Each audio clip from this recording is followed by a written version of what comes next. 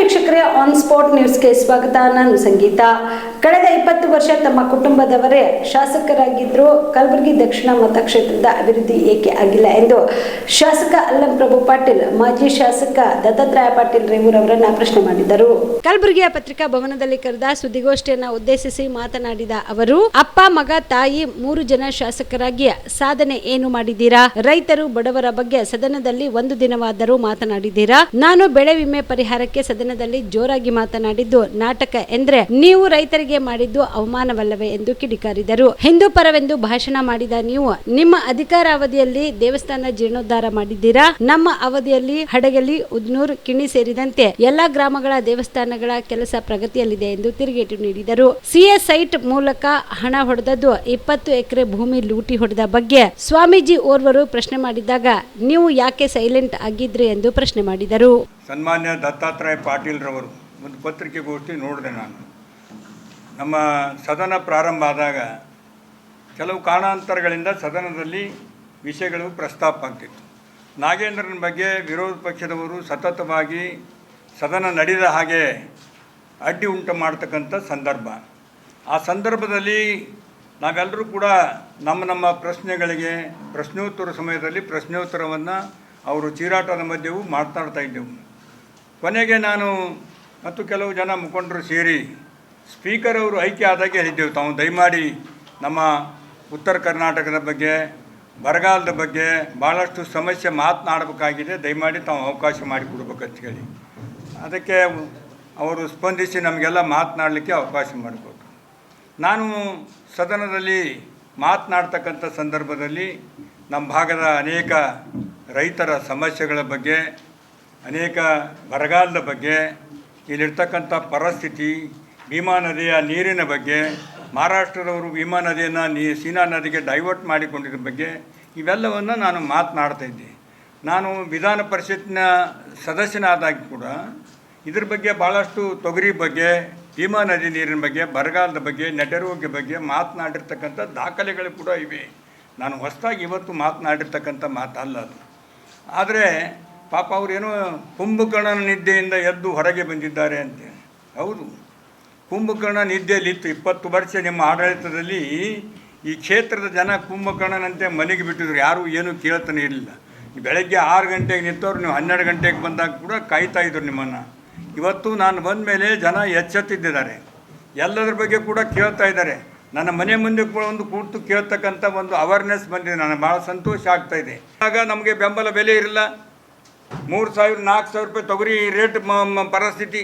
ಇಂಥ ಒಂದು ಪರಿಸ್ಥಿತಿಯಲ್ಲಿ ಇದಕ್ಕೆ ಬೆಂಬಲ ಬೆಲೆ ಬೇಕು, ಒಂದು ತೊಗರಿ ಮಂಡಳ ರಚನೆ ಆಗಬೇಕಂತ ಹೇಳಿ ನಾನು ಶರಣಪ್ರಕಾಶ್ ಪಾಟೀಲ್, ಶಂಕರಣ್ಣ ಮಳಿಕ್ಯಾಳ್, ಏನು ಜಿಲ್ಲಾ ಪಂಚಾಯತ್ ಸದಸ್ಯರು ಅವರೆಲ್ಲರೂ 55 ಜನ ನಾವೆಲ್ಲ ಏನಪ್ಪ ಅಂದರೆ 2 ಬಸ್ಗಳನ್ನು ತೆಗೆದುಕೊಂಡು SM ಕೃಷ್ಣ ಮುಖ್ಯಮಂತ್ರಿ ಇದ್ದಾಗ ಬೆಂಗಳೂರಿಗೆ ಹೋಗಿ ಪ್ರಯತ್ನ ಮಾಡಿ ನಮ್ಮ ತೊಗರಿಗೆ ಬೆಂಬಲ ರೈತರಿಗೆ ಸಿಗಬೇಕಂತ ಹೇಳಿ ನ್ಯಾಯಯುತವಾಗಿ ಏನಪ್ಪ ಅಂದ್ರೆ ಘೋಷಣೆ ಮಾಡಿ ಮಾರ್ಕೆಟ್ನಲ್ಲಿ ಎಂಟ್ರಿ ಆದಾಗ ಅತಿ ಹೆಚ್ಚಿನ ತೊಗರಿ ಖರೀದಿ ಮಾಡಿ ರೈತರಿಗೆ ಬೆಲೆ ಸಿಗ್ತಕ್ಕಂಥದ್ದು ಮತ್ತು ತೊಗರಿ ಮಂಡಳ ರಚನೆ ಆಗಿದ್ದು ಕೂಡ ನಮ್ಮೆಲ್ಲ ಜಿಲ್ಲಾ ಪಂಚಾಯಿತಿ ಸದಸ್ಯರು ಪಕ್ಷಭೇದ ಮರೆತು ಹೋರಾಟ ಮಾಡಿದರ ಫಲವಾಗಿ ಅವತ್ತು ಜಿಲ್ಲಾ ಪಂಚಾಯಿತಿಯಲ್ಲಿ ಏನಪ್ಪ ಅಂದ್ರೆ ನಾವು ಮಾತನಾಡಿದ್ದಕ್ಕಾಗಿ ಇವತ್ತು ಕುಡಿಯೋ ನೀರಿನ ಸಂಬಂಧ ಆಗಿರ್ಬೋದು, ಈ ಭಾಗದ ರೈತರ ಸಮಸ್ಯೆಗಳಿಗೆ ಸ್ಪಂದನೆ ಆಗಿರ್ಬೋದು, ನಾನು ಇವತ್ತು ಮಾತನಾಡಿರ್ತಕ್ಕಂಥದ್ದಲ್ಲ.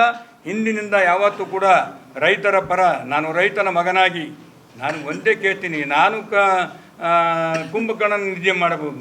20 ವರ್ಷಗಳ ಸದನದ ಕಾಲ ನಿಮ್ಮ ಕೈಯಲ್ಲೇ ಇತ್ತು. ಎಂದಾದರೂ ನೀವು ಒಂದಾದ್ರೂ ಮಾತಾಡಿದಿರಾ? ರೈತರ ಬಗ್ಗೆ ಮಾತನಾಡಿದಿರಾ? ಈ ಕಲಬುರಗಿ ಜಿಲ್ಲೆಯ ಸಮಸ್ಯೆಗಳ ಬಗ್ಗೆ ಮಾತನಾಡಿದಿರಾ? ಇವತ್ತು LNT ಅವರಿಗೆ ನೀವೇ ಕಾಂಟ್ಯಾಕ್ಟ್ ಕೊಟ್ಟಿದ್ದು. ಸಂಪೂರ್ಣ ಗುಲ್ಬರ್ಗದ 500 ಕಿಲೋಮೀಟ್ರ್ ಏನಪ್ಪ ಅಂದ್ರೆ ಬಿಟ್ಟು ಬೇರೆ 800 ಚಿಲ್ಲರ್ ಕಿಲೋಮೀಟ್ರ್ ಅಷ್ಟೇ ಕೊಟ್ಟಿದ್ದೀರಿ. ಇನ್ನು ಉಳಿದಿರ್ತಕ್ಕಂಥವ್ರು ನೀರು ಬೇಕಾಗಿಲ್ಲ, ಇದು ನಿಮಗೆ ಕಣ್ಣಿಗೆ ಕಾಣಲಿಲ್ಲ. ನಾವು ಅದನ್ನು ಪ್ಲ್ಯಾನ್ ಮಾಡಿಸ್ತಾ ಇದ್ದೀವಿ, ನಾವು ಅದ್ರ ಬಗ್ಗೆ ಕಾಳಜಿ ಮಾಡ್ಕೊಳ್ತಾ ಇದ್ದೀವಿ. ಹೋಲಿದ್ಬಿಟ್ಟು ನೀವು ಡ್ರೈನೇಜ್ ವಾಟ್ರ್ ಏನಪ್ಪ ಅಂದ್ರೆ ಹೋಗ್ತಕ್ಕಂಥ ಸಂದರ್ಭದಲ್ಲಿ ನಾನು ಸದನದಲ್ಲಿ ಮಾತನಾಡಿದೆ. ನಿಮ್ಮ ಸುರೇಶ್ ಮಂತ್ರಿಯವರು, ಪೌರಾಡಳಿತ ಮಂತ್ರಿಯವರು ನನ್ನ ಮಾತಿಗೆ ಇಲ್ಲಿ ಬಂದು ವಾಟರ್ ಏನಪ್ಪ ಪ್ಯೂರಿಫೈ ಮಷಿನ್ ಹಾಕಿದ್ದು ಆಗಿನ ಕಾಲದಲ್ಲಿ, ಅವಾಗೆ ಅದು ಚಾಲೂ ಮಾಡಿರ್ತಕ್ಕಂಥದ್ದು. ನಾನು ಸದನದಲ್ಲಿ ವಿಧಾನ ಪರಿಷತ್ ಸದಸ್ಯನಿದ್ದಾಗ ನೀವೇನು ಮಾಡಿದಿರಿ ಗೌಡ್ರೆ? ಭಾಳ ಟಿಂಗಲಾಗಿ ನಗ್ತಾಯಿದ್ರಿ. ಏನು ನಗ್ತಪ್ಪ? ಒಂದಿನರೇ ಮಾತಾಡಿದೆ ನೀವು ವಿಧಾನಸೌಧ ಮೂವತ್ತರ ನೋಡ್ಕೋ ಕನ್ನಡಾಗ. ಒಂದು ಸಲ ವಿಧಾನಸೌಧದಲ್ಲಿ ರೈತರ ಪರ ಮಾತನಾಡಿರ್ತಕ್ಕಂಥದ್ದು. ನಾನು ಮಾತಾಡಿದ್ರೆ ನಾಟಕ ಮಾಡ್ತೇನೆ ಅಂತೆ. ನಿನಗೆ ಸಹನೆ ಆಗ್ತಾಯಿಲ್ಲ. ನಾನು ಏನೂ ಮಾತಾಡಿಲ್ಲ, ನಾನು ಇದ್ದ ಸತ್ಯ ಪರಿಸ್ಥಿತಿ. ಯಾಕಂದರೆ ಒಂದು ಸಲ ಹೆಸರು ಉದ್ದು ಎಲ್ಲವನ್ನು ಬಿತ್ತಿ ರೈತರು ಮಳೆ ಬಂತದಂತೆ ಬಿತ್ತಿ ಮತ್ತೆ ಹರಿಗಿ ಮತ್ತೆ ತೊಗರಿ ಬಿತ್ತಿದ್ರು. ಇನ್ಶೂರೆನ್ಸ್ ಹಣ ಏನಪ್ಪ ಅಂದ್ರೆ ಅವರು ತುಂಬಿದ್ರು, 4,000 ಜನ ಇನ್ಶೂರೆನ್ಸ್ ಹಣ ರೈತರು ತುಂಬಿದ್ದಾರೆ. ಅದು ಹಣ ಕೊಡಬೇಕಂತೇಳಿ ಹೇಳಿದ್ದೀನಿ ನಾನು ಸದನದಲ್ಲಿ. ಇದು ತಪ್ಪ? ಒಬ್ಬ ವಿರೋಧ ಪಕ್ಷದಲ್ಲಿರ್ತಕ್ಕಂಥ ಮನುಷ್ಯ ಮಾತನಾಡ್ತಕ್ಕಂಥದ್ದು, ನಾನು ನನ್ನ ಸರ್ಕಾರದಲ್ಲಿ ನಾನು ಶಾಸಕನಾಗಿ ಸರ್ಕಾರ ನನ್ನದೇ ಆದಂಥ ಮುಖ್ಯಮಂತ್ರಿ ವಿರುದ್ಧ ನಾನು ಮಾತನಾಡ್ತಕ್ಕಂಥದ್ದು. ಅದಕ್ಕೆ ನಿಮ್ಮನ್ನು ಬೆಂಬಲ ಕೇಳಿದ್ದೀನಿ ನಾನು. ನೀವು ನನ್ನ ಜೊತೆ ಗೂಡ್ರಿ ನೀನು ಎದ್ದೇಳಿ ರೈತರ ಬಗ್ಗೆ ಮಾತನಾಡೋಣ ಅಂತಂದೀನಿ. ಏನು ಅಪಹಾಸ್ಯ ಮಾಡ್ತೀರಿ ರೈತರ ಬಗ್ಗೆ? ಇದು ಒಳ್ಳೆಯದಲ್ಲ. ಈ ರೀತಿ ಏನಪ್ಪ ಅಂದ್ರೆ ನಾನು ಖಂಡಿಸ್ತೇನೆ. ಬಿಪಿಎಲ್ ರೇಷನ್ ಕಾರ್ಡ್ ಹಾಗೂ ಆಯುಷ್ಮಾನ್ ಕಾರ್ಡ್ ಫಲಾನುಭವಿಗಳಿಗೆ ಸುಜಿನಿ ಆಸ್ಪತ್ರೆಯಲ್ಲಿ ಉಚಿತ ಚಿಕಿತ್ಸೆ. ಕಲಬುರಗಿಯಲ್ಲಿ ಸ್ತ್ರೀ ರೋಗ ಹಾಗೂ ಮಕ್ಕಳ ಚಿಕಿತ್ಸೆಗಾಗಿಯೇ ಪ್ರತ್ಯೇಕ ಆಸ್ಪತ್ರೆ ಪ್ರಾರಂಭ. ಸುಜಿನಿ ಕಲ್ಯಾಣ ಕರ್ನಾಟಕ ಭಾಗದ ಅತ್ಯಾಧುನಿಕ ತಾಯಿ ಮತ್ತು ಶಿಶುವಿನ ಆರೈಕೆಯ ಆಸ್ಪತ್ರೆ.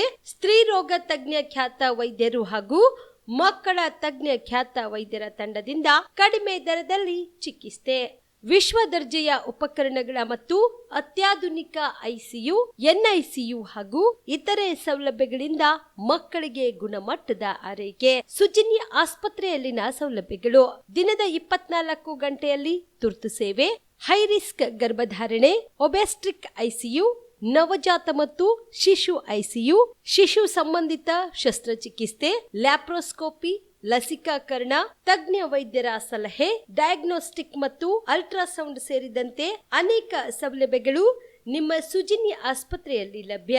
ಹೆಚ್ಚಿನ ಮಾಹಿತಿಗಾಗಿ ಸಂಪರ್ಕಿಸಿ ಸುಜಿನಿ ಆಸ್ಪತ್ರೆ, ಬಿಗ್ ಬಜಾರ್ ಎದುರುಗಡೆಗೆ, ಕಲಬುರಗಿ. ದೂರವಾಣಿ ಸಂಖ್ಯೆ 08472727227 ಅಥವಾ ಮೊಬೈಲ್ ನಂಬರ್ 9900427814.